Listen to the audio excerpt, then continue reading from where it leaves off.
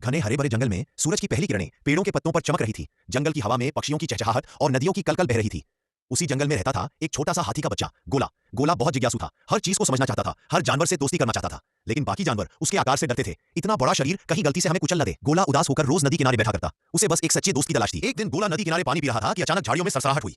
वह मुड़ा तो देखा एक छोटा सा शेर का बच्चा शेरू घायल था।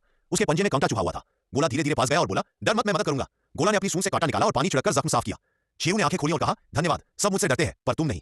गोला मुस्कुराया, दोस्त बनेंगे? शेरू बोला, हमेशा के लिए। और यूं एक अनोखी दोस्ती की शुरुआत हुई। दिन बीतते गए, गोला और शेरू साथ खेलने लगे। कभी पेड़ों के नीचे छुपने छुपाई, कभी नदी में नहाना, तो कभी फलों की खोज। गोला अपनी सूंड से शेरू को उठाकर झूले जैसा झुलाता और शेरू हंसता हुआ कर जाता, फिर से झुला दूं। धीरे धीरे पूरा जंगल उनकी दोस्ती की चर्चा करने लगा। तोता बोला, हाथी और शेर ये तो नामुमकिन है, लेकिन दोनों ने सबको दिखा दिया कि असली दोस्ती डर नहीं भरोसे पर टिकती है। अगले दिन जंगल के सभी जानवर इकट्ठा हुए। बूढ़े हाथी ने कहा, गोला और शेरू ने दिखाया कि सच्ची ताकत एकता में है।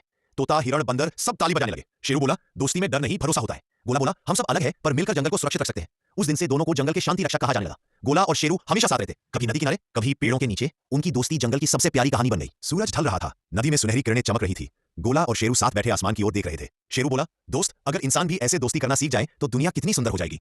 गोला मुस्कुराया, हाँ, दोस्ती ही सबसे बड़ा खजाना है। सिख, जहां भरोसा हो वहां डर नहीं, जहां सच्चाई हो वहां दूरी नहीं। दोस्ती वही जो दिल से हो, रूप या ताकत से नहीं।